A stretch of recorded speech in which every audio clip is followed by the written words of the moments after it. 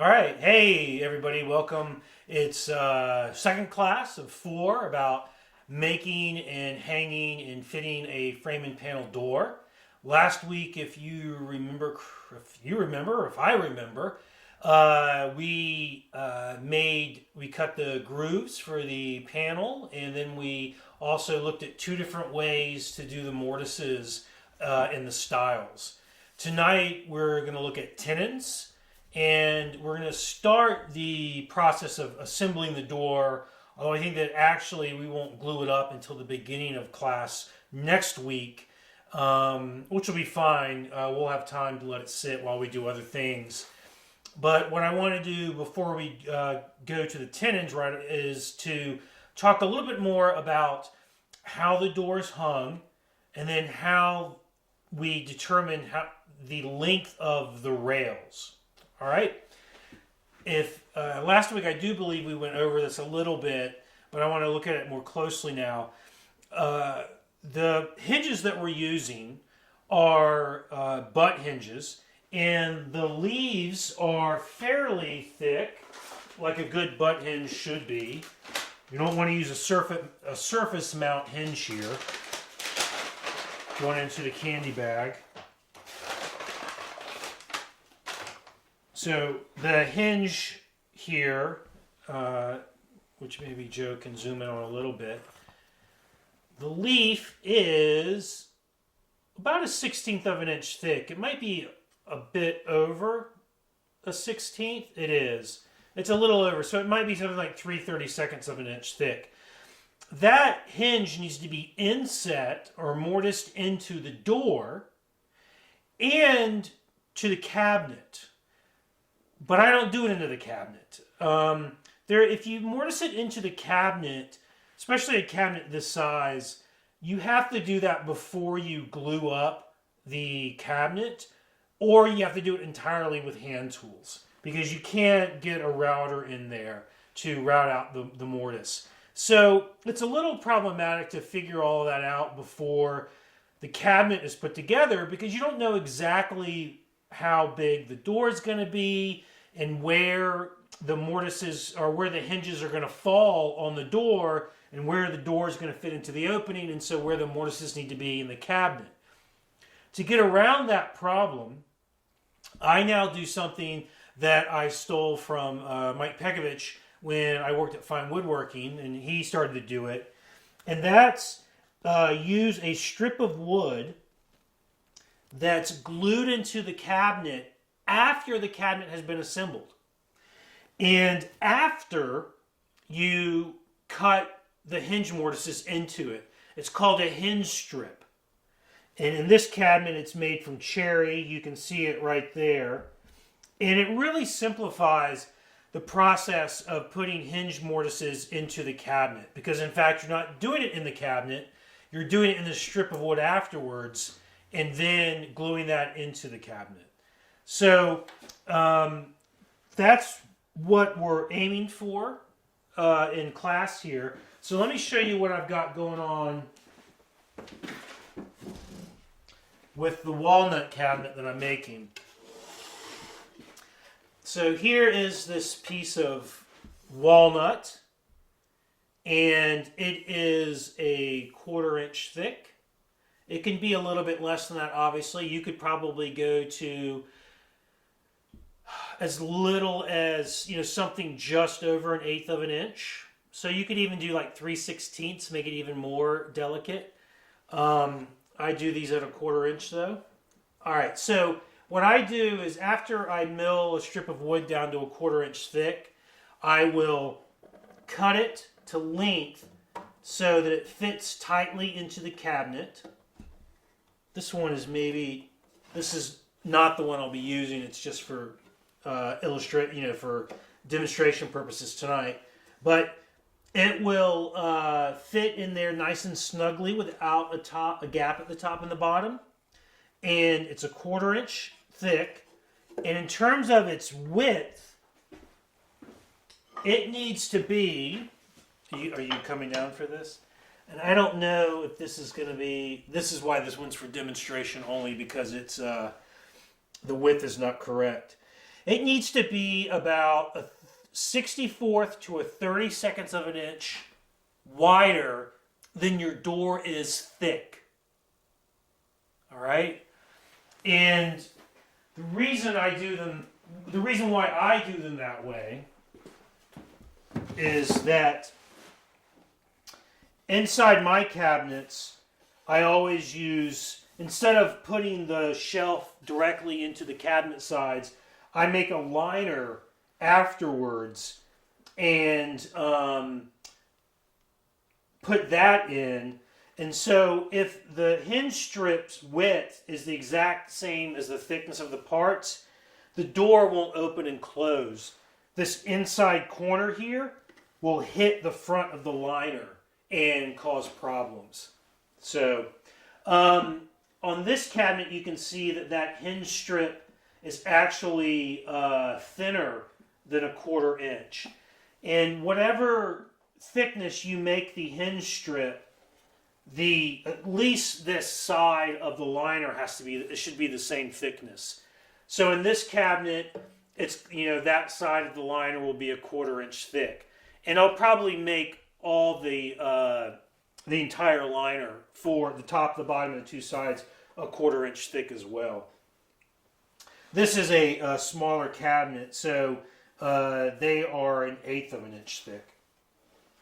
And the hinge leaf is, but also the leaves of these hinges that I used are thinner, so I could get away with a thinner hinge strip.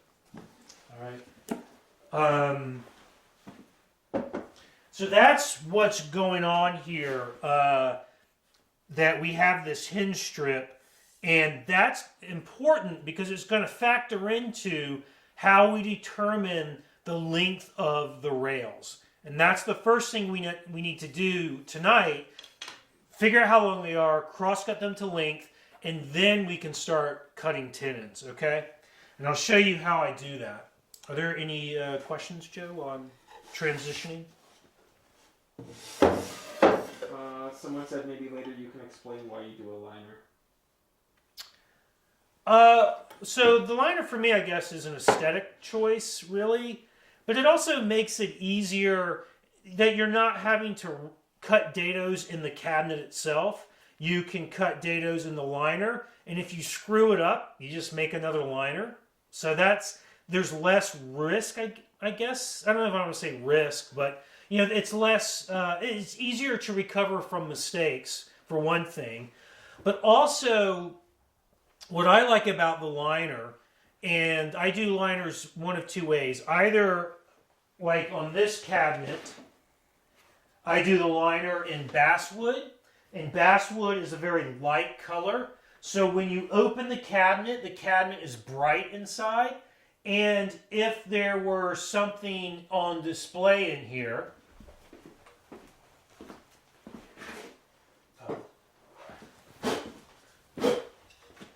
like a piece of pottery or something, it stands out much more nicely against that basswood than it would if this were cherry inside. So it becomes like a nice seamless background to display things against. So that's the other way that I do it is I make them out of basswood, but then I paint them with milk paint. So actually, the one for this walnut cabinet, I'm 99% certain I'm going to paint it sort of a pastel green, something kind of close to the color of my walls. And so when you open it, you'll have that really nice bright green on the inside. So it's for me, it's sort of mostly an aesthetic thing, and not that's what it is. So that's why I do those. But then it also becomes a doorstop. So it hits that liner and you have a doorstop built in, which is nice. So there's that advantage of it too. All right. I mean, 99% of the stuff that I do it for aesthetic reasons, and you just learn to joinery, of course, is not aesthetic, but, why am I making a frame and panel door? Well, it's because I want the look of a frame and panel door in this cabinet. You know, because there are other ways to make doors, but they're not always appropriate to the style of cabinet that you're making. So, most of this stuff is driven by aesthetics. John wants to know, do you glue the liner in? Yes, definitely. That one's not glued in yet, but I definitely glue the liner in, which is not a problem because the grain is running in the same direction. You do if the woods expand and contract at radically different amounts, that can be a problem. That's mitigated by the fact that for my cabinets, they're always quarter sawn stock. So if you remember from last week, most of the wood movement in quarter sawn stock is in the thickness, and it doesn't move much in its width.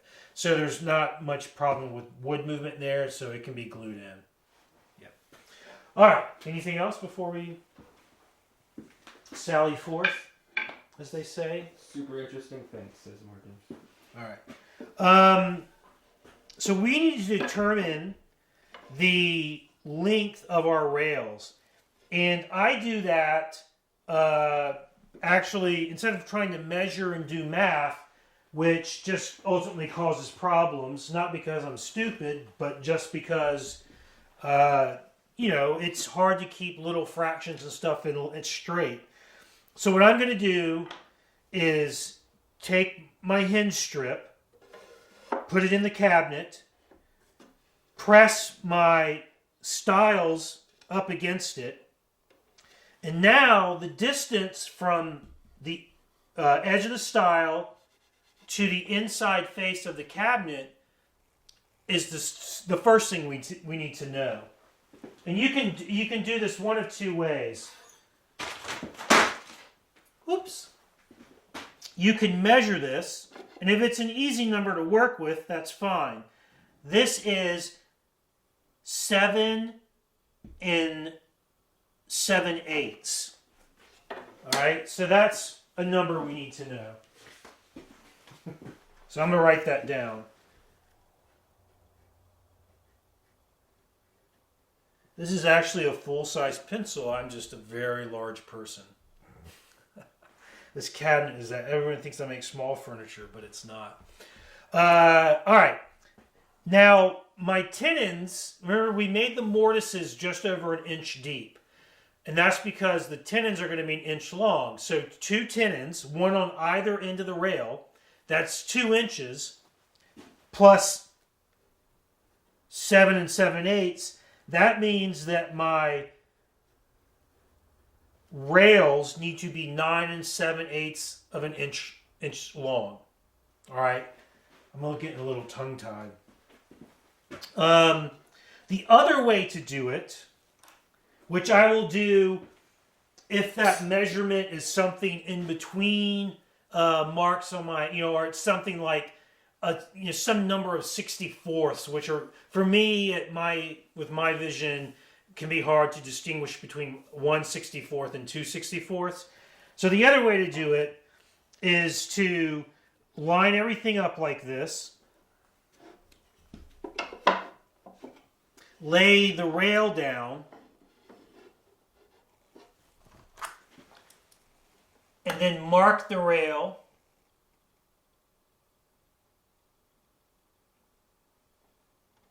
where it intersects. I know y'all can't see that, but let's turn it like this. So I've marked the rail there, and then add 2 inches.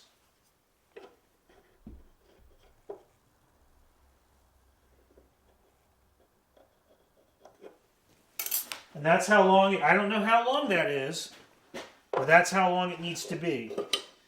And I would be able to, use this. I would most likely do these with I'm going to do these with my miter gauge. So that would allow me that pencil line. Can you see the pencil line? I know last week I was using white. The white's just not precise enough to do this type of layout with. All right, so that's how long they need to be. I have no idea how long that is, and it doesn't matter. We don't need to know. But we know that it was this long plus 2 inches, and that's pretty easy to do. All right. Now I will point out that if we cut it like this, it should fit in there with no gaps, and that's fine. But we do need a little bit of gaps in the door when it's done, because one, the hinge is going to introduce a gap, and if I remember correctly, these hinges actually have a pretty sizable gap.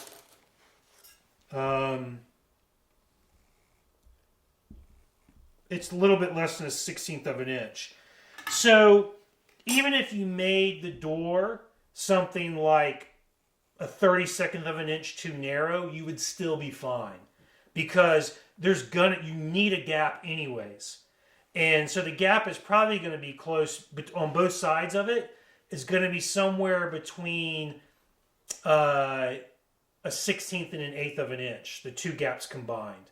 So if it's a little narrow when you make it, it should still be fine. But if it's a 1/4 inch too narrow, you're going to be gluing in a piece of wood on the other side or something to take that to eat up the gap. So like, in other words, a hinge strip on one side and then another strip on the other side, which you might like anyways. All right. So now I know how long they need to be, and I'm going to cross cut them to length, and then we'll lay out our tenon shoulders and we'll start cutting tenons. Okie doke. Yeah. Any questions while I'm transitioning? Negative. Alrighty then.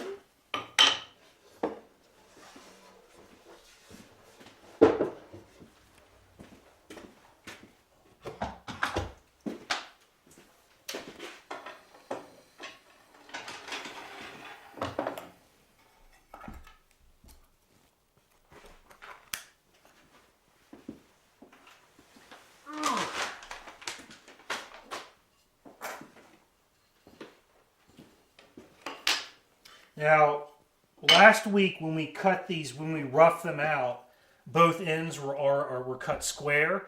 So I don't have to square up one end and then cut the other one square. I can just cut it to length right now. If they were not square, you would actually want to cut one square before you marked it. All right. Let's just make sure this is 0 clearance. It is, in fact, 0 clearance.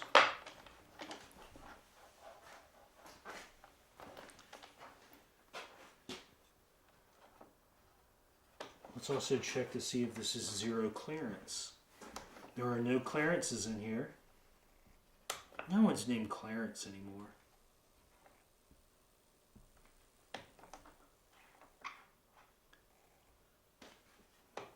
That's what Beaver Cleaver ruined for everything, because his name was Clarence, wasn't it? Clarence Cleaver? I think it was. What is that? Someone's going to tell me I'm wrong about that. All right.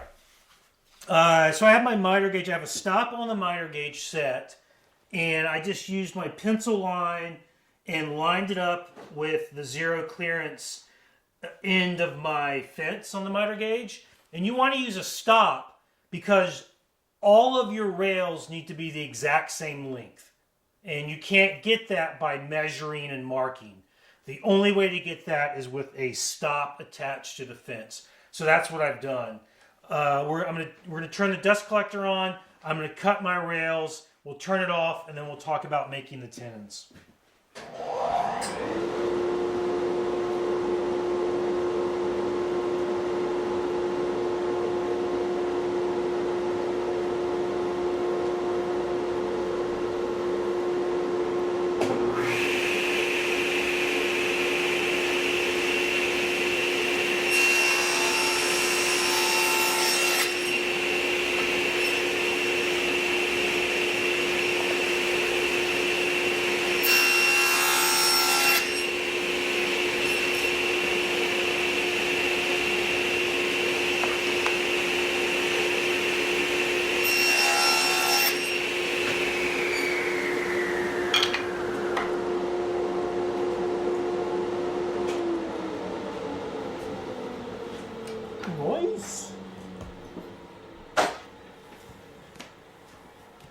All right, so my rails are all the same length.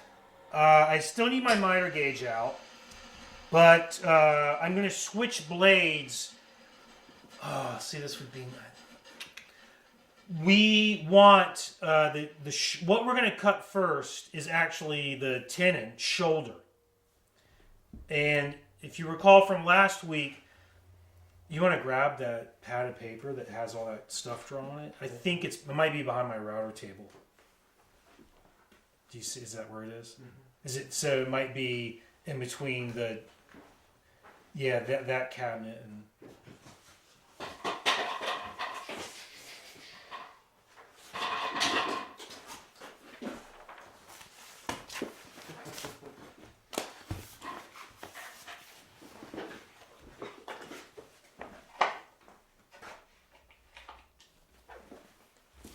So remember, tenon has the shoulder, which is the part that goes across the board, the cheek, and then there's the haunch. Let me draw this from a slightly different view. There's no way this is going to stay up. So what we're going to do, this is from maybe a side view or a top view.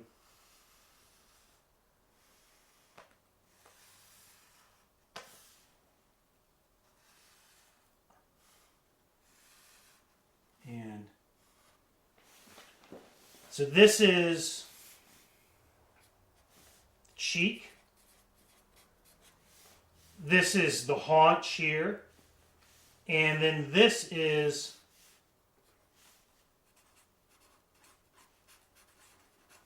the shoulder. I would have to write that as small as possible, right? So that's the shoulder.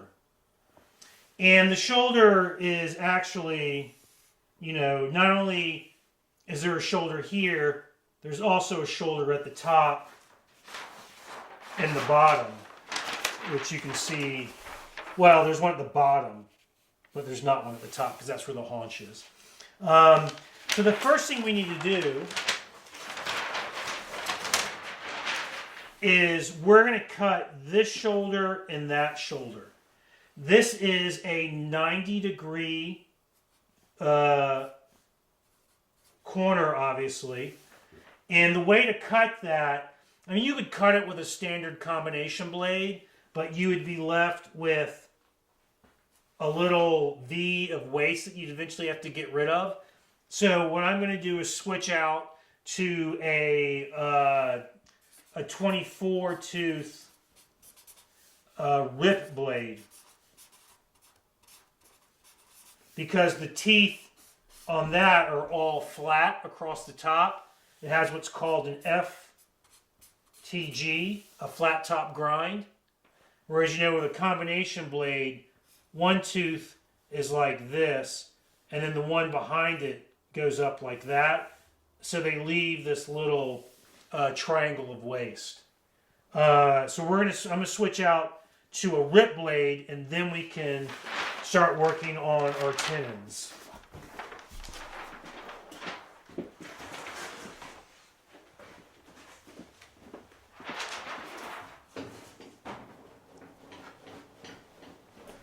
Questions? No?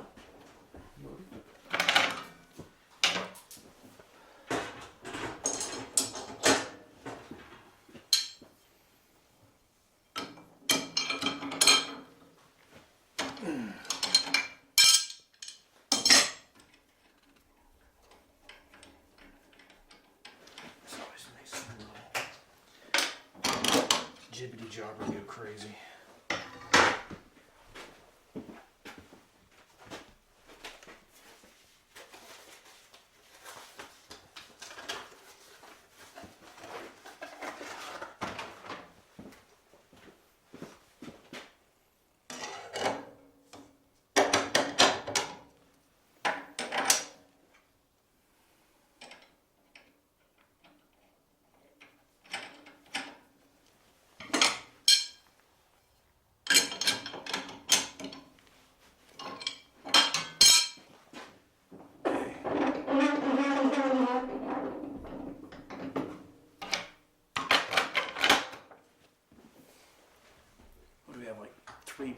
matching?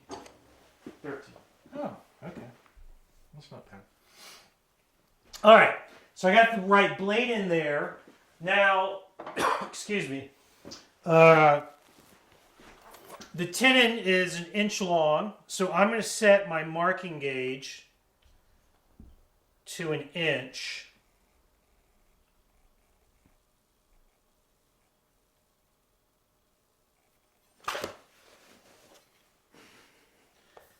Got it.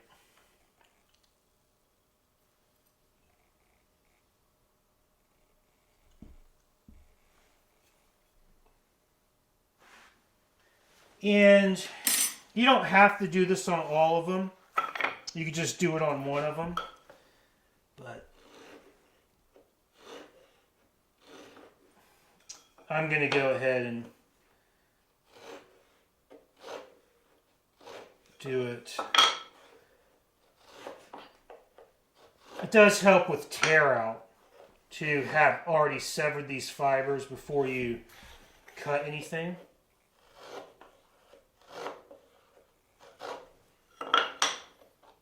And you really only need it, you don't need it on the, you don't want it on the top or bottom edge of your top. You don't want it on the outside edges of your rails because it's not going to get cut there. And then after your door is made, you just have this weird layout, cut marking gauge line. So.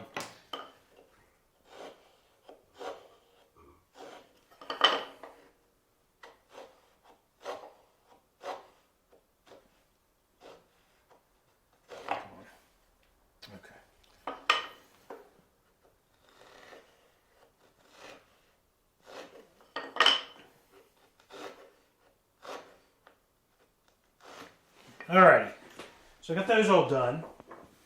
Now the way I do this is because what we want to control now is the length of the tenon. And I have found the easiest way to do that is by putting the end of the tenon against my rip fence,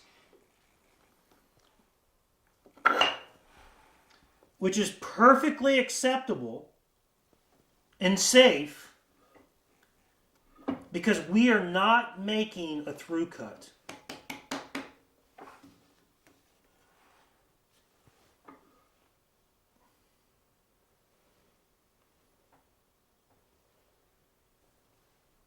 I mean, normally they say don't use your miter fence, your miter gauge, and your rip fence at the same time. And that's because if you're actually cutting a piece off and it gets trapped between here, it's going to get shot back. But we're not doing a through cut. We're just cutting a kerf. So it is safe to do this. But still, you're not using the rip fence to guide anything. You're using it as like a stop block. And so you're going to hold your workpiece tight against the miter gauge and not rely on the fence to guide anything. The question is, all right, now how thick does the tenon need to be? Well, what I know is that what we need to do is raise the blade up to where it's cutting through these parts on either side of the groove, but not cutting into the groove. All right? So what I'm going to do is just make some test cuts until I get to that point, and then I'll know we're at the right level. And that's probably too high. I'm pretty sure that is too high. So that's what we're going to do now. And after I get it set, I will stop and show you what it looks like. But you should be able to see what I'm doing also. Well,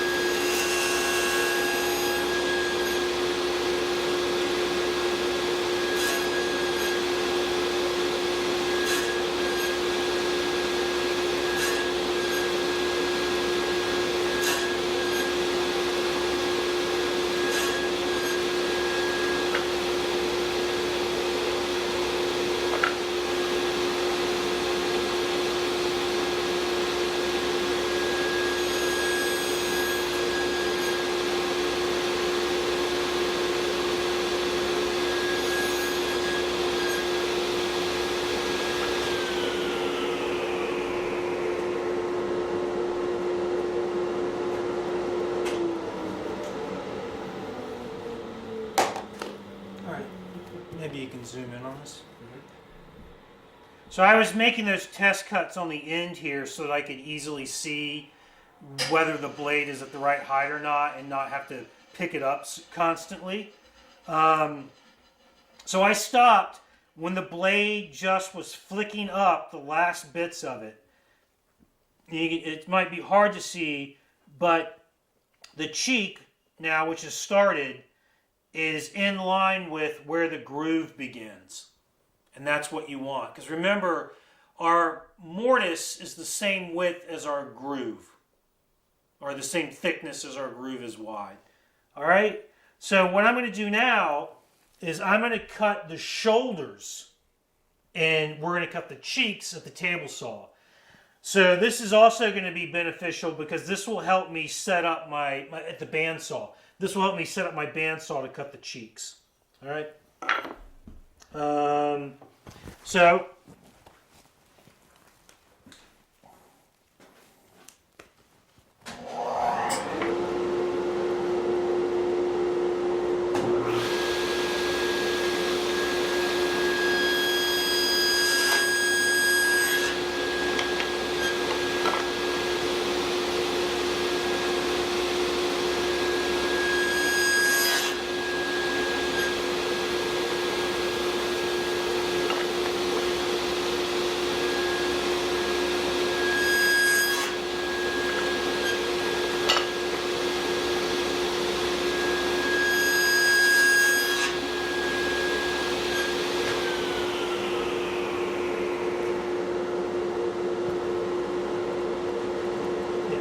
I'm going to talk.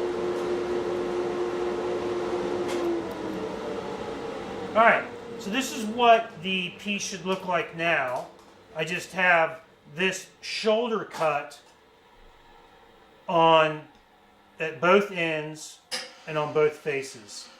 So the next thing we need to do is head over to the bandsaw to cut the cheeks off.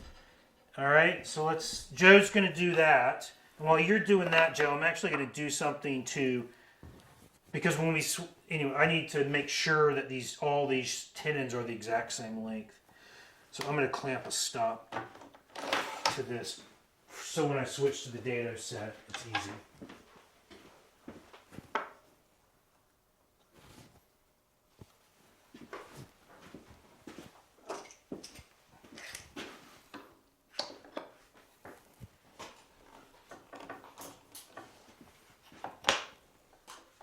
See, that was not.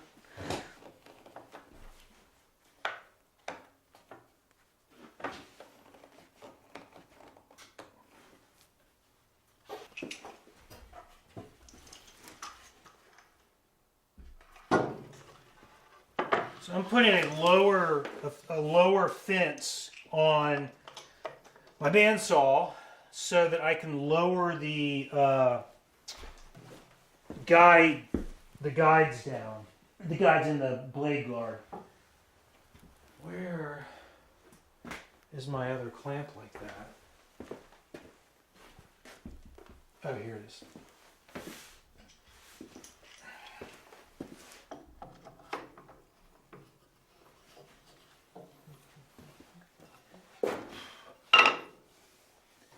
Now you can do this. What we're going to do is set it up so that the waste that's being cut away is on the outside of the blade. If you leave it in between the blade and the fence, it'll get stuck there, and it's not good. It won't kick back at you, but it gets forced down, and it can pop up and go all kinds of places and still cause injury. What size resaw blade is that now? Well, I think mine is a 3/4 inch wide blade, but I have a 19-inch bandsaw. So you could do this with a 1/2 inch blade, no problem, on a 14-inch bandsaw, something that couldn't take a 3/4 inch.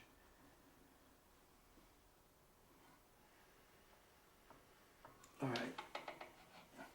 See, this fence.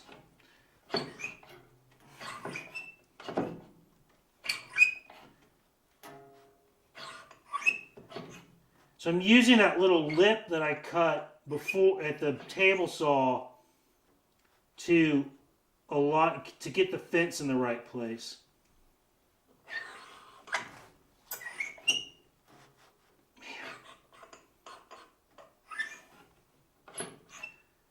So much of woodworking is just about being patient and not getting frustrated.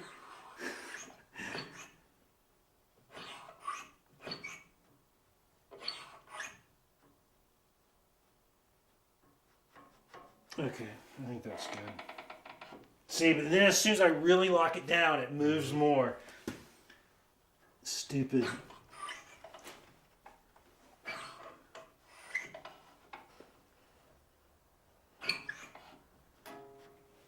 I mean, it's worth it to take a little bit of time here. So effing. All right, I finally got it. Okay. So I'm going to just come in and stop. You know, you can stop. We could set this up so that there's a stop back here, but it's going to do it with freehand. And if there's a little bit of mess to clean up in the corner, you just hit that with a chisel and it's out. All right. So I'm going to do this and then turn off. And if there's any questions before I start? No. All right.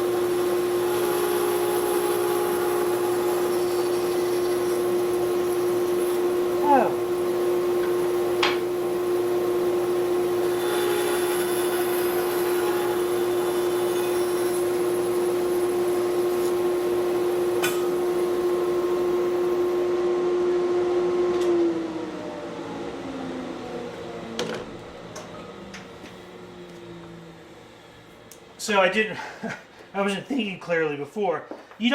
All you have to do is go until that waist falls off. You don't cut all the way into the corner with the bandsaw because you've already cut that shoulder with the table saw. So yeah, sorry about that. You don't cut. So if anything, I'm guessing that this might be. It's probably going to be just about perfect. But if you were to, for some reason, cut it a little thin, the best solution for that is to glue the piece back on and then recut it. And that's the best thing that you can do. Or you could glue a little, if you have some veneer, and it doesn't matter what kind of veneer, you could glue the piece of veneer on there and see how that goes. All right, so if you cut it too thin. Now the haunches, I'm going to save until the end because the haunches I would do the same no matter which technique I use to cut the cheeks and the shoulders. So I'm not going to cut the haunches on this yet. We'll do that afterwards. So we're going to, are there any questions before I move away? Yep. If you had a box blade set, would you just do the cheeks on the table saw? Well, that's the next technique I'm going to show you, is how to do it all with either a dado set or a box joint set. So, I mean, you could cut all the cheek with a single rip tooth table saw blade. It just takes forever. So, If you have a bandsaw, this is a very fast way to cut the cheeks. Brendan says, "Oh." And if you do something like a double tenon, sometimes you'll have two tenons on the same piece that go into two matching mortises. This you might use in like table construction. You can't do the inside cheeks on the table saw with a dado set. Well, I mean you can, but it's easier to come over here and do them at the bandsaw. Actually, Tim Rousseau wrote a fantastic article about doing those in fine woodworking. I think it was in How to Float a Tabletop. That's where the technique was. All right, so we're going to go back to the table saw now so that we can show you. I can show you the other way. All right, are you ready? So that was one way to cut the shoulders and the cheeks. I'm going to show you another way, and this is actually how I do it all the time. But just want to show an alternative way. And this is using a dado stack in the table saw. And the reason I would use a dado stack and not a box joint, like someone asked about, is that the dado stack can be wider, so it's fewer cuts to cut that tenon. But let's say you're starting out and you're going to get one or the other, and you get the box joint set because it does have that very clean 90-degree corner, and you want to do table saw dovetails or something. That's fine. You know, my box joint set goes to 3/8 of an inch wide. So to do a 1 inch long tenon, that would be 3 cuts. 3 passes through the blades. I'm going to put on a 1/2 inch dado stack, and it's only going to be 2 passes to cut the cheek instead of 3. All right.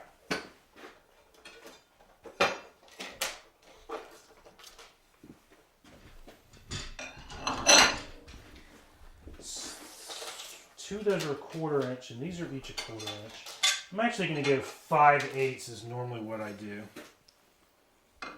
Now here you might ask, well, don't you want to have that really perfect 90-degree corner? And actually it's not a big deal to have it here because the way that these blades work is that outside blade, the 2 outside blades actually cut just slightly deeper than the chippers. So you're still going to have a clean corner in there, so it doesn't matter. And it's hidden, so it doesn't matter.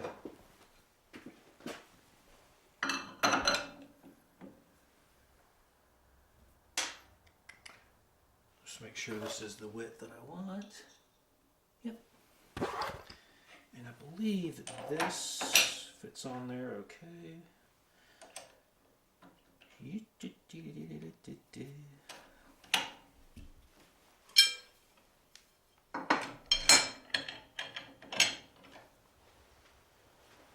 All right, we're in the business. Don't be giving me the business, boss. The most important thing here, one, the way the tenons fit in terms of their thickness in the mortise is very important. But the distance between the shoulders has to be the same, exactly the same on all of your rails. Otherwise, when you put your door together, it's not going to be square. So that shoulder to shoulder distance is absolutely critical. Which is why I put a stop block here, so now I can move the fence back to exactly where it was before. And there we go. And since I'm, normally you would cut all of your shoulders at the same time using the same technique and the same setup. And they would come out it would be easy to get them that shoulder to shoulder distance the same on all of them because you're doing them all at the same time, all the same setup. I'm doing two different techniques, and which required me to move things around. So that's why I put this stop block here to ensure that I could get the fence back exactly where it needed to be. All right. Okay, children. So we're going to go through the same process again of I'm now going to raise the blade up slowly until I get to the right spot. And the first one I'll do like I did before by just cutting away here at the end. But the rest of them I'll cut the shoulder first and then slide it back and cut away the rest of the waist over the cheek. All right, let's get it done. Get her done is the state motto of Florida, which is I'm a native Floridian. I have that tattooed on one of my buttocks. No, yeah, I have it tattooed as a stamp. Get her done. All right. I shouldn't have said that.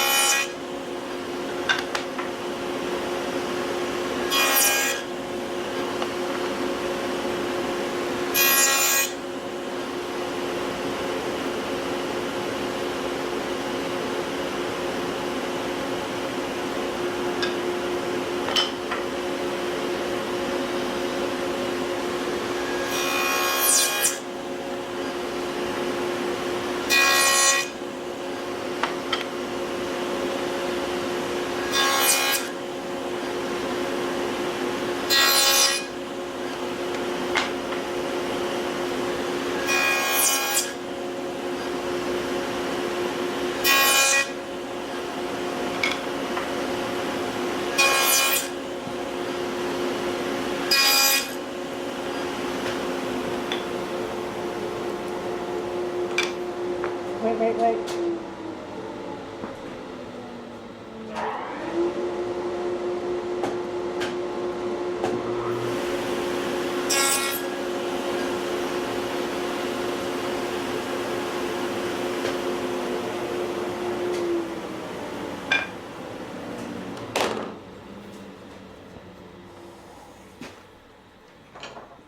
Okay, kids.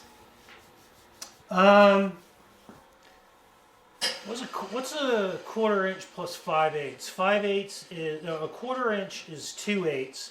That's 7/8 total. All right. There's two different ways to cut the haunch. Should we do it without a dado stack or with a dado stack? Let's do it without a dado stack. If you have a dado stack, it's the same thing. You just have to make less cuts.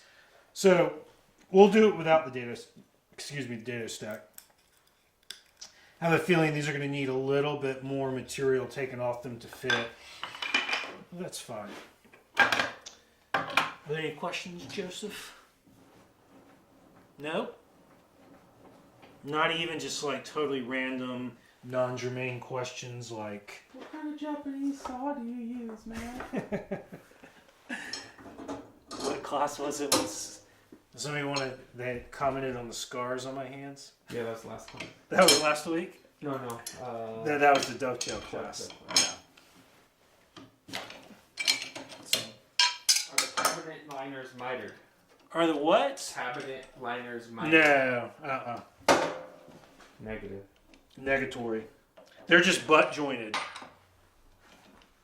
Good old fashioned butt joint. Oh, Morgan says, tell us more about what you're planning for YouTube.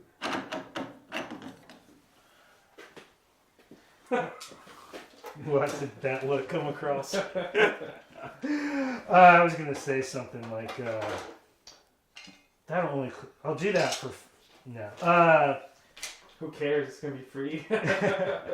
No, what I'm planning is, the idea is, like I tried to convey on Instagram, is that, so I've been making furniture now for more than 20 years, or woodworking for more than 20 years, and I know a lot more now than I did when I started. And if that younger me came to me now and said, hey, I want to learn to make nice furniture. Will you teach me? And I'm like, all right, well, what kind of tools do you have? I don't have any tools. Say, all right, this is what, and the emphasis here is on making nice furniture, beautiful furniture.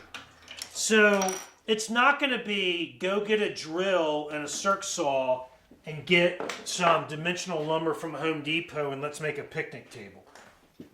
Not that there's anything wrong with that, but it's not what I'm interested in teaching.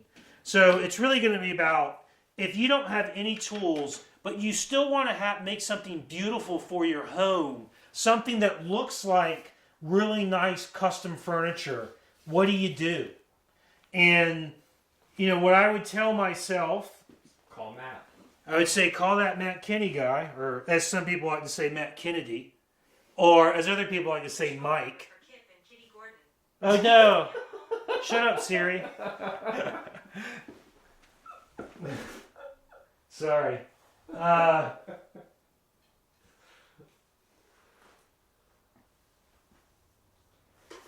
Siri tried to give us the phone number for my aunt and uncle. Sometimes people call me Mike a lot. So what I would tell myself, and this is, the question is how serious are you? Do you really want to are you really interested in making good furniture for your home?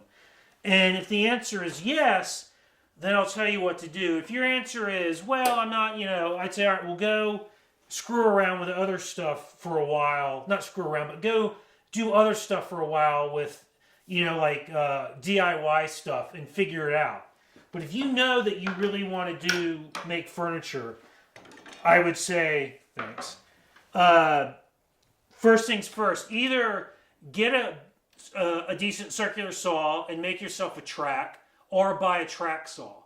I mean, I would say go buy a track saw, but I know that that's somewhat out of range for everybody. And then I would say, all right, well, you're not going to be making period furniture because you don't have the experience and you don't have the machinery or the hand tools, etc. What you're going to do is make some really nice furniture out of sheet goods, out of plywood. And if you're going to do that, you have to rethink what style of furniture you can make and what it's going to look like. And I know that this isn't everybody's cup of tea, you know, and if I say, all right, so we're going to make some modern looking furniture out of plywood and we're going to use milk paint or stuff like that to make something that's really attractive for your home, and you go, I don't want to do that. And I go, okay, fine. Go and spend money on a bunch of hand tools and machinery, and I'll teach you how to make solid wood furniture like that. But if you want to start with no tools, with minimal investment, and still make gorgeous furniture, I'll show you how to do it, but you have to be open to at least be open to furniture that doesn't look like something that Krinoff made, or something, you know, maybe it's going to look like something that the Herman Miller Company made in the mid-century modern period, which is gorgeous stuff. But you know, it's thinking. You have to think differently. You have to rethink how you design. So that's sort of what the initial idea is. It's going to start there, but eventually I'd like to get to the point where, yeah, I've got a shop full of stuff. Now what can I do? But the idea is I would want to teach myself not so much how to cut a dovetail or how to cut a mortise and tenon joint, but how to make beautiful furniture. And the tools you use don't matter. What matters is design, understanding how furniture is constructed or orchestrated. That's the stuff that you need to learn. And then once you know that, you can really make beautiful furniture with any tools. All right? And you have to understand the materials. So what were we doing? Oh, we're cutting haunches. All right, let me have some water. What blade did you just put back in? It's just standard 40-tooth combination blade.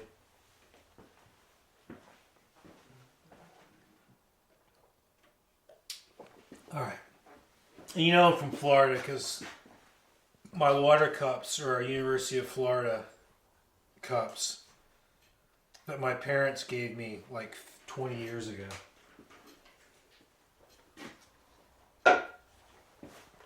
Those things last forever. And they keep water cold. Alright, so haunches. Hey kids, we're going to cut some haunches now. I wonder how tight these came out. Oh my gosh, that's just about money. That's money. Let me tell you right there, ladies and gentlemen. Boys and girls. Zoo animals. That is perfect. Alright, so I'm happy with that. Let's test how this other one. That was the bandsaw. The dado stack, they're a little thick. So I'm going to work with this one. Because I'll be able to fit it into the mortise. Do you anticipate doing solid wood furniture builds / courses such as Enfield cupboard? Yes, absolutely. And those I think I would probably do in this type of circumstance rather than as a free YouTube video. But yeah, I'm going to definitely do that. I don't know the infield cupboard. I don't know I guess I can do one. The problem is it ran in fine woodworking, and I don't really know. I mean, I still have rights to it. So they just have rights to the particular way in which it was presented in the magazine. So I could still do the infield cupboard if people really wanted to do that. But you could also get that elsewhere. I mean, you could read the article. I know they do one that's entirely Chris Gottner then did a video workshop where he made my infield cupboard. I don't know if it had the drawers inside, but he made it completely with hand tools. All right, well.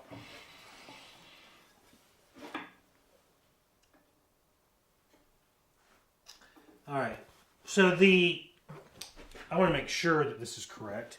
That we are, see, it's a little bit more than a 1/4 inch, kids.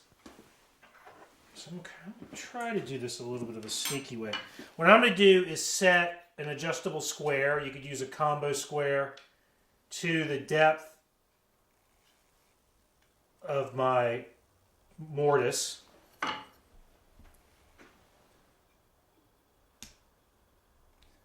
And then, what am I going to do?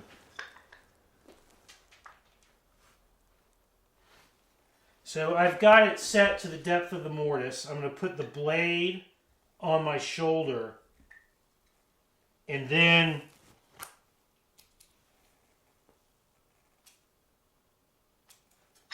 mark that. So can you see that pencil line?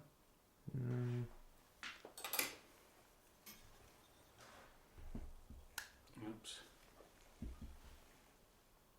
Yeah, a little bit. Let me, I don't want to do this, but I will. Marker? You got a Sharpie? Let me get a Sharpie out, boys. Let me Sharpie that one. Oh, you know what? If I highlight it, I can still see the pencil, but you can also see, that might, be able to see it better. Can you see that? Yeah.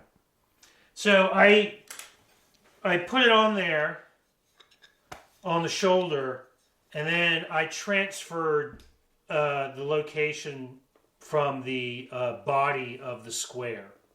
And that works because the body of the square represents where the inside edge of the style is. Let me backtrack for 1 second and tell you this. Before tonight's class, I took a small hand plane and hand planed the inside edge of all of my door frame parts. If you cut this haunch and then hand plane or sand the inside of that, it changes the depth of it, and so you would have to go back and adjust your haunch. All right, so I do it before, and that way I don't have to worry about messing with the haunch anymore. All right, so I now have that line on here, and I know that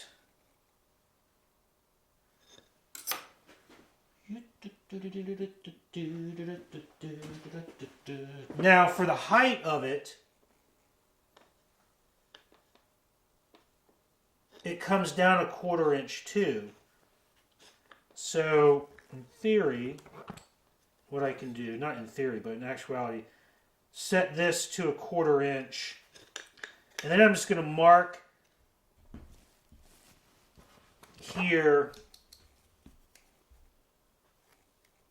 And what I'm laying out now, if you remember, the mortise started 1/4 inch in from the end of the, let me grab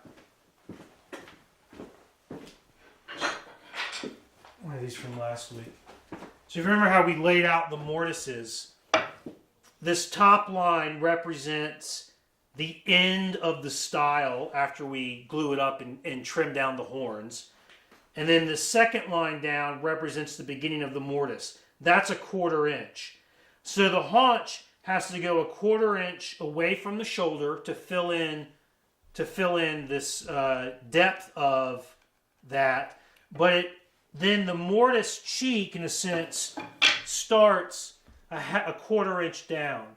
So what we're going to do, let me lay this out a little bit better so that maybe we can see what we have to remove.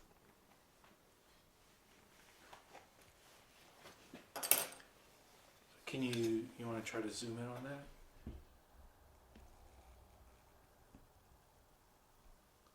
All right, so you see those two layout lines?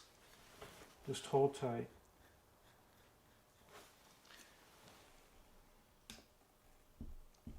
where the X's are, that's the material that's going to get removed. Is that good? Mostly. Okay. So what I'm going to do is similar to how we cut the shoulders before. I'm going to set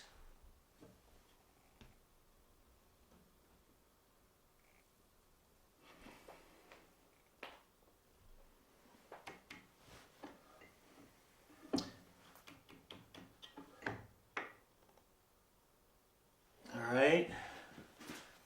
And then we're going to, I'm going to nibble away at the outside here to set the height. And then once I have the height set, I'm going to come in and I'm going to work my way across and remove the waist, and then I'll cut the shoulder last. And that's so that, well, there really shouldn't be any waist getting trapped because you're going to just make several passes to get rid of it. So there shouldn't be any waste between the blade and the fence anyway. But, all right. So Joe will zoom in on that action. And we'll turn on the dust collector, and I'll do that, and then we'll see how well it fits. All right.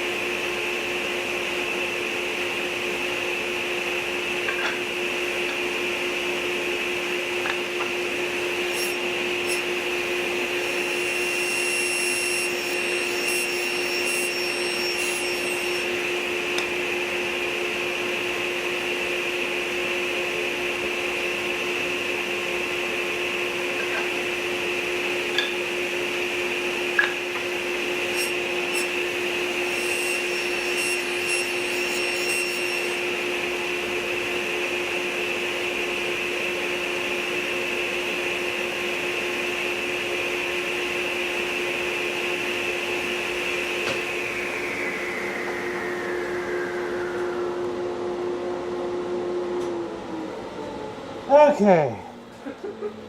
Man, I'll tell you what. That was an ordeal. I was way off on. Let's see how much that ended up being. 5/16. I screwed up something last week when I was laying it out. I mean, it doesn't matter because the shoulder to shoulder distances, but well, I hope I won't be making a completely new door between now and next week. All right. So that's a good fit because like it doesn't fall out on its own, and that's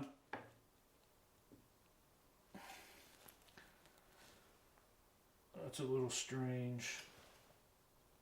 Sometimes you have to be careful. If it's too thick, what it will do is spread open these two pieces up here, and then you won't get a tight, you'll have little gaps here. And so I'm kind of looking at that to see if there's something going on. Because it's not quite closing up completely on the back for some reason. And that could be that there's crap down inside here. Because these were drilled out. So it's possible that there's a little accumulation of crud in there. And that's keeping it from fully seating. Or it could be the case that the mortise narrows as it gets to the bottom because the walls are kind of like V-shaped. And that could keep it from seating completely.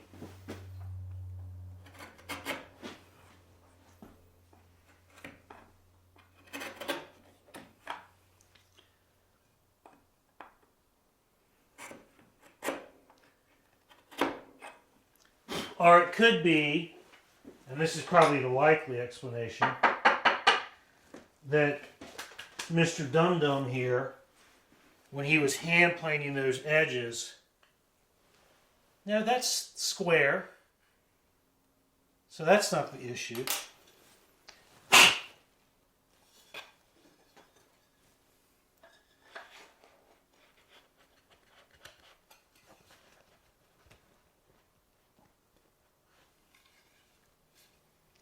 So why is it not closing up? Oh. Because there's just a tiny, because this is the, so here's the thing. This was the bandsaw one. And so there's just this tiny little lip here from where the bandsaw blade and the table saw blade did not cut perfectly into each other. So I just need to go and remove that, and then I bet it'll close up. Or I'm at least going to tell you that it did.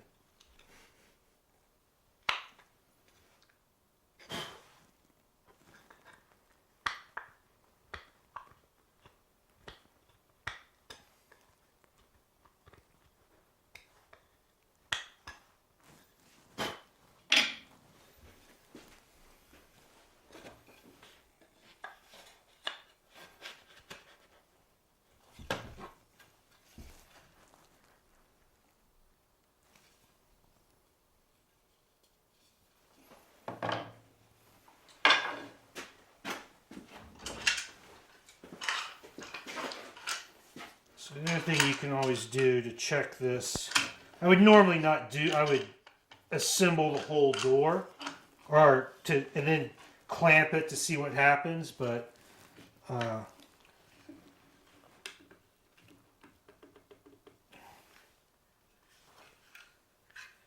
so because it's going to get clamped up, and that's closed up. That's closed up enough. He says. All right, so here's the front, though. You can see that's a nice tight shoulder. All right. So let me cut the other. David says that maybe it was the guy Matt Kennedy that made the mistake. That jerk was around here earlier. I'm going to quickly cut the rest of the haunches. Well, I'm a little worried about cutting the haunches for the top one.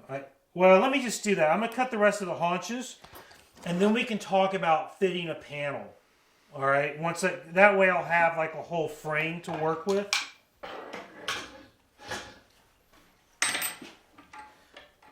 Winter, and socket chisels.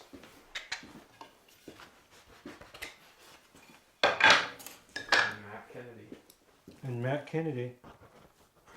Tell you, the cabinet that I made this summer, started earlier when it was humid. Between then and now, the width of it shrank about 1/8 of an inch. It's just like it's so freaking dry. All right, so let me cut these real quick, and then we can talk about fitting the panel. All right.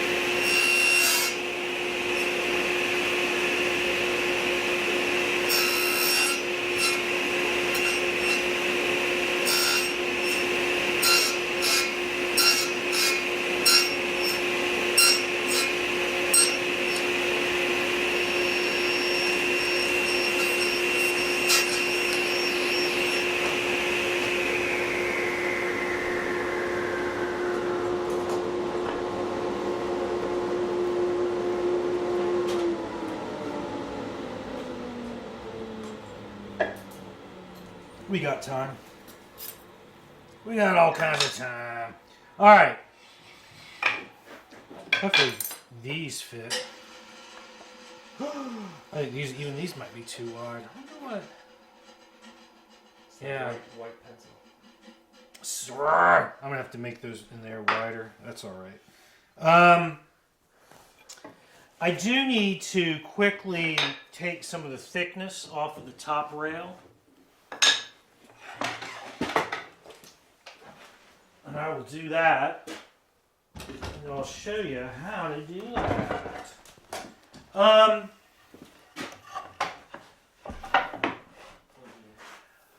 I guess the larger of the two shoulder planes. Well, I'm going to use my black rabbit plane.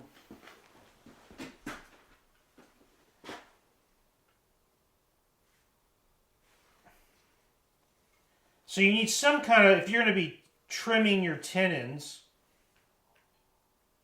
sounds like something you do at Christmas time, during the holiday season. Come on, kids, we're going to trim the tenons tonight. Maybe if you're like part of a mass murderer family. Trimming the tendons. All right. So it's these. You need some kind of rabbit plane. And you want to take the same number of passes off each side. Not rabbit plane or shoulder plane would work just as well. Let's see, this is not.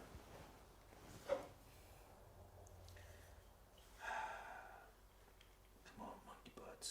There we go.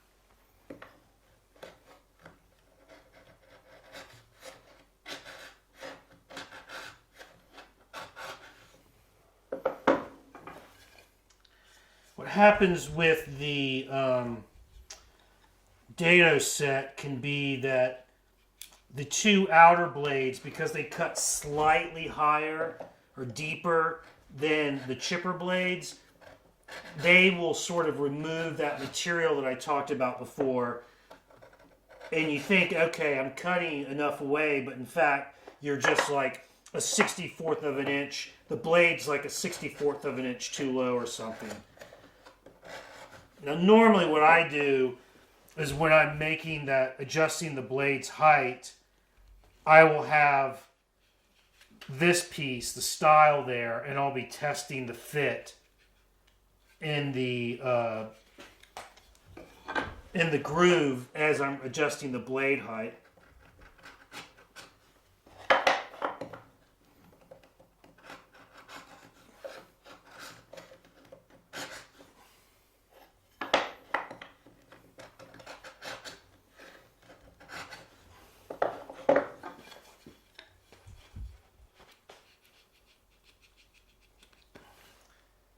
See, that's kind of spreading that groove open, so that's not good. Plus, you can't press it in with your hand. It's probably, I mean, the tin is too thick.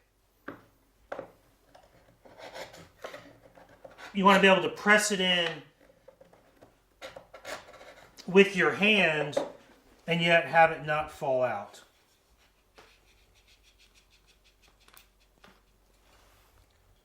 That is, sometimes what will happen is you'll start to taper the tenon in its thickness, so it's thinner down here and it's thicker back at the shoulder, and that can happen. And that's when you just need another plane, so you can just work back by the shoulder.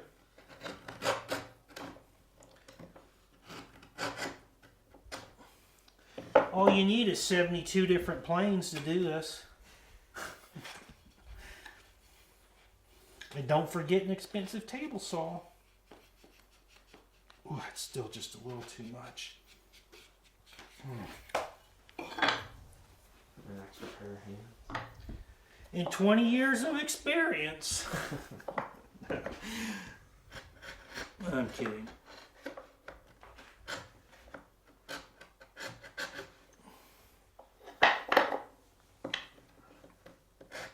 Because I've been doing this, like, you only need like 10 years of experience. Just kidding. I made some framing panel doors pretty quickly after I started learning to make furniture from Joe Mazurek. So it doesn't take... Ooh, that is just... It's like once you get glue in there, that business is not going to go in very easily.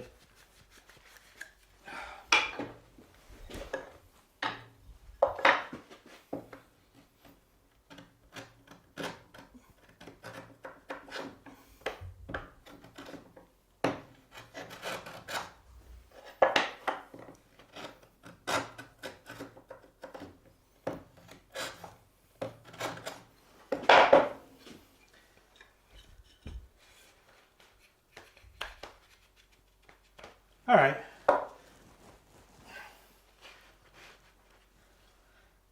Oh, man.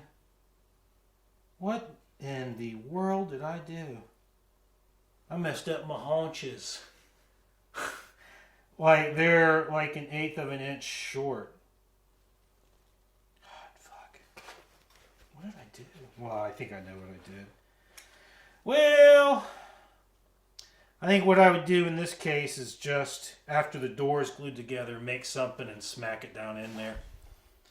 This is the top of the door anyways. No one's ever going to see it. So just smack something down in there after it's when you're gluing it up. I'll show people how to do that next week. Next week on That's an Idiot Tonight. I think this moved. You did? Yeah. I think you bumped it, and I saw it move, but I was not sure. So So sorry, it's the table saw's fault. oh, the fence. The fence.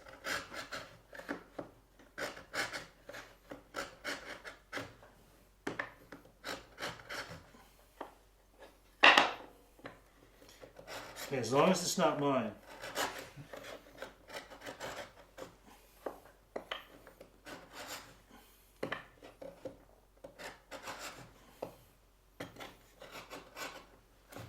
Yeah, that's like, there's almost, I'm not sure there's a good fix for that.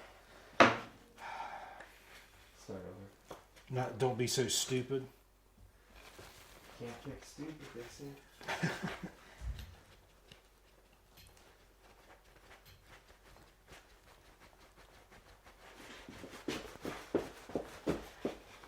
That might be a little too tight. Oh, God.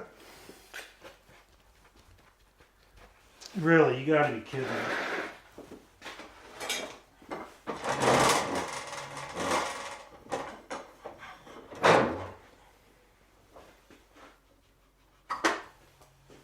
What? You know, I think the fence moved too. I do feel like it moved. I think it's your fault. The viewer or me? You. Oh.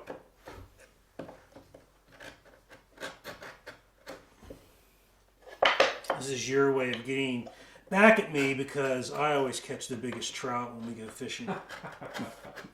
What you should have done today. 50 degrees. So yeah, it was a beautiful day. All right. Oh. Jeepers creepers. I once had someone explain to me how Jeepers creepers is a way that it's something people came up to say so they didn't have to say Jesus Christ. I just F something else up.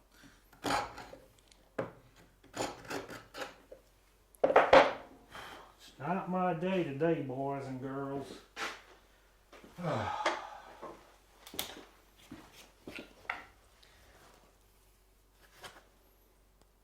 So if you're young and you haven't had kids yet, this is what having kids does to you. You gotta get up especially during the pandemic, man. Holy cow.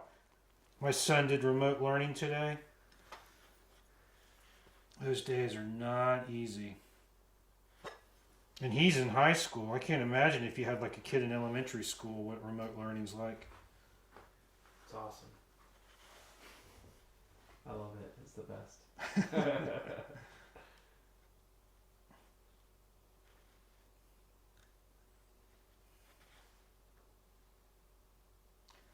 So I just had a little bit of tear out, and I'm just going to glue it back down now because I don't want that piece to fall away and lose it or something like that. Shoot. Hey, Matt, you should get some new CA glue. It's all right. It's not bad yet.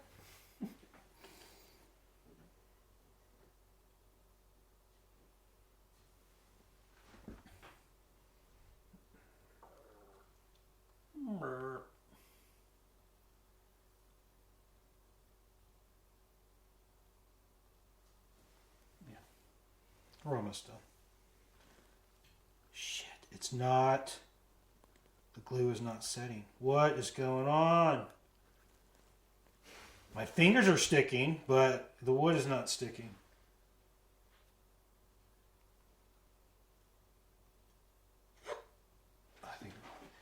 All right. So I think the frame will close up now. It's a good thing I decided to wait till next week to glue it up because we never would have gotten that far tonight.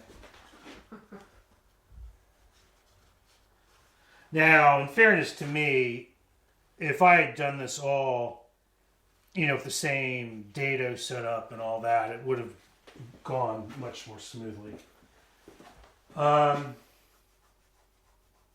Okay. So I'm going to put this frame together and we're going to check it for square.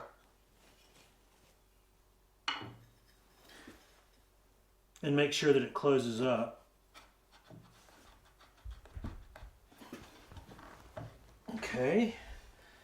Put that over here. And we're going to put this in right here. Whoops.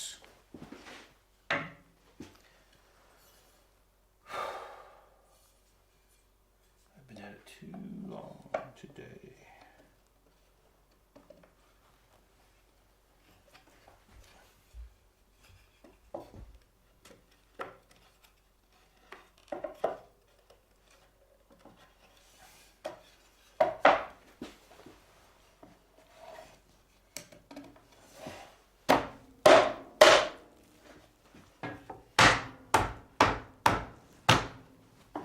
Okay.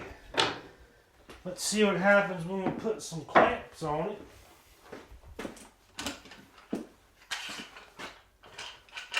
When I was a boy, I cut my leg really badly because I was down there swinging on the alligator rope.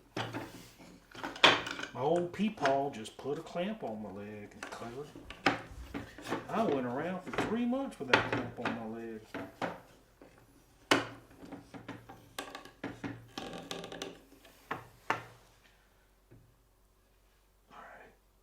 That's the top. We're going to say that that's good for now. I used to love these clamps, and now I don't. Okay, so this is not closing up. I mean, this is what it's like when it's like, well, this is not doing what it's supposed to be doing. Why is it not doing that? Well, let's figure it out. I haven't even had anything to drink, and I'm falling back into my southern accent, which I try to get rid of. No, I don't, but it's gone away on its own.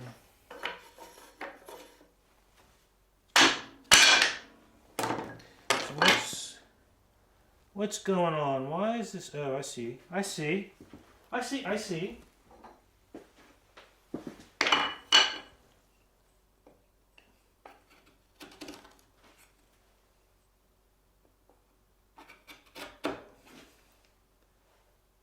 Yep.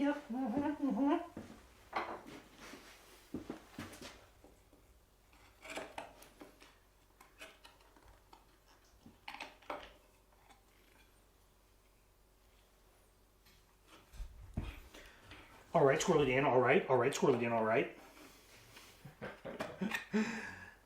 All right. I wonder if anyone out there watches Litter King. Pitter patter, get at her. Pitter patter. Great show. Mm-hmm. Let's see if that closes up now. It's on Hulu's, by the way. It is on Hulu. Litter King. This guy.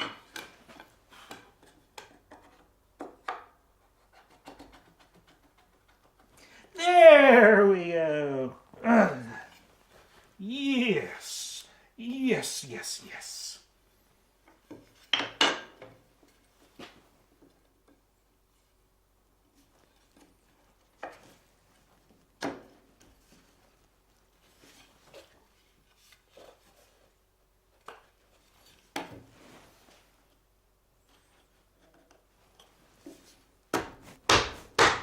All right.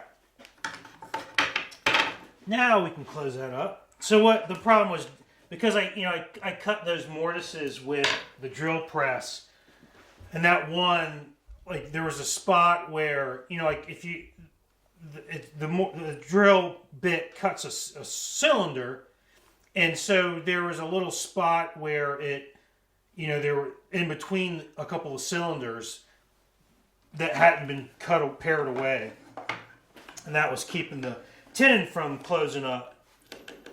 All right, I think that's gonna all close up nice. And look at that. It's square.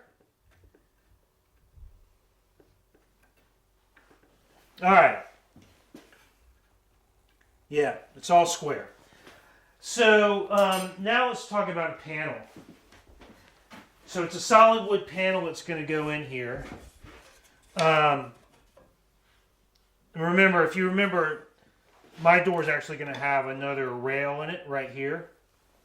And so that's why this panel is not actually as big as it would be for one panel. So what I did, and you could use, if you had a board that was wide enough, a single board, and you wanted cathedral grain or something like that, that's fine. This is actually one place where I might use cathedral grain, is on a framing panel door. But what I did was, if you look at my stories on Instagram right now, you'll see what I did. But I did what's called the rip and flip technique to make this panel. It's not super critical, but just so you understand what I have here. I took a wide board and I ripped off pieces because over here it's all straight grain. Up here it was flat like cathedral grain on the faces.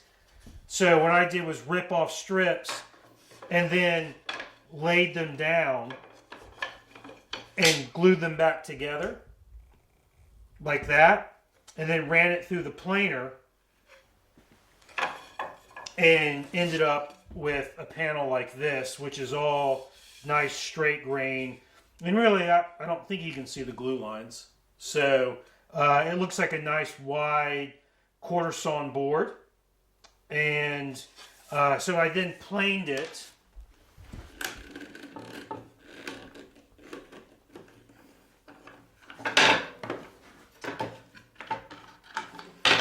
And we'll talk more about exactly how it should fit next week.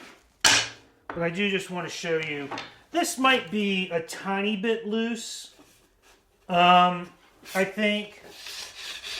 But it's kind of like, you don't really want it to be super tight. Probably by the time, what I'm going to do is once I get it cut to fit properly in the door, I'm going to pre-finish it. So it's going to have a little more thickness added back from the shellac. And that's probably going to that should make it a little bit tighter. But it's supposed to be a little loose so that it can expand and contract in there. All right? And I think next week we'll talk more about exactly how wide it should be, how much space you need to leave for expansion and contraction.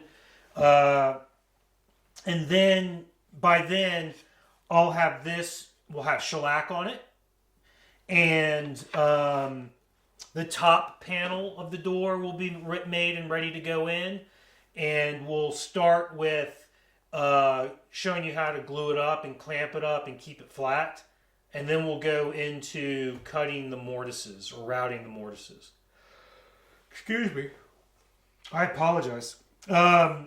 So we'll take the last, 8 or so minutes. And if there are any questions about everything that I went through tonight. And you got to see me actually what I would be doing. And, like I said, if I were doing it all with the dado stack, which is what I would normally do, those tenons would have fit a little better straight off the saw. But, I still have to fit stuff like that all the time. So it's not unusual.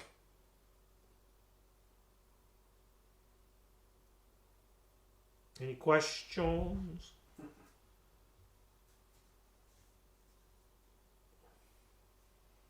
No? Is anybody left watching it?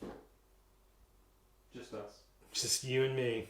Do you ever use loose tenons? Says David. Not on doors.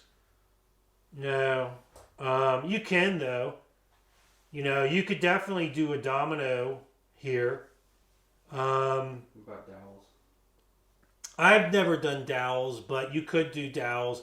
They're not as strong as a loose tenon or as an integral tenon, so I wouldn't personally, but you could. And you could do a loose tenon. It would be, if I were going to do a loose tenon, I would use it. I have a domino, a festal domino, so that's what I would do. Or if you had like a slot mortiser, you could do that. It'd be the same idea. The mortises would line up with the groove.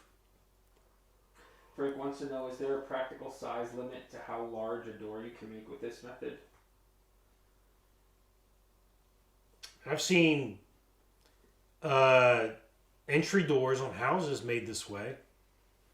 The parts are bigger and thicker. The tenons are going to be longer. The hinges are beefier. But no, doors were made this way for centuries. And so yeah, I don't know what the upper limit would be, but I suspect that the larger it got, the beefier the parts would be, and it would still be fine. Think about giant doors on old cathedrals and stuff. How are those made? Some of them have to be frame and panel of sorts. So, I would guess pretty large. But anything certainly for custom standalone furniture, you should be fine, for a house. Rob wants to know, do you prefer the bandsaw or dado to cut the cheeks? Oh, the dado, for sure. Yeah, I don't do the bandsaw thing. I just wanted to show you an alternative method, rather than saying this is how you should do it. There's more than one way to do it. I've done it with hand tools, too, quite a bit. But the hand tool thing, that's like something separate altogether. It's like, okay, if you want to make this door with only hand tools, that's a different class, because there's the layout stuff is different. There's a whole lot of different issues that you approach making the door differently because of the fact you're using hand tools. So it's just a different class.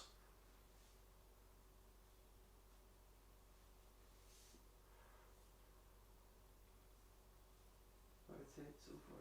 That's it. Any more takers? Any more? Bueller? No? Jeannie's not here tonight? I'm crestfallen. I'll have to send her an email and ask her what's the deal. Well, saw stops off. Class is over. Oh, there's a question. Was that a question or just a thank you? Thank you, good class. All right. Well, I hope it was informative. I hope it was beneficial to see me actually have to struggle, I guess. No, it's not struggling. It's just working. And hopefully I explained things like how the tenon should fit in there properly or in a way that you could understand. Like I said, you should be able to push it in with your hands and yet it doesn't fall out. That's what you want. And, ideally you can also take it out with your hands without having to put it in the vise like that. So, that's the fit you're after. It's also how I decide whether or not my pants still fit me. Demonstration of patience, says Morgan. Well, Morgan, the most important skills I have as a furniture maker are not woodworking skills. It's patience. It's attention to detail. It's the willingness or its determination, the willingness to stick with things and to see them through to the end. It's not really, those are the things that are really necessary. Patience is a huge thing in furniture making because you have to be willing to go slow at times and remove tiny bits of material so that you get the fit that you want rather than cranking up on that blade and taking too much off, and then you got to go back and fix it somehow. So yeah, patience is important. It's kind of like making kids after they're born, making them into adults, I should say. Making kids doesn't require patience at all. You're going down the hole. Yeah. Wrap it up. Wrap it up. Matt is tired now. All right, is that it? We're good. Well, thanks for tuning in tonight. Next Wednesday, like I said, we'll glue up the door first. Then we will route some mortises.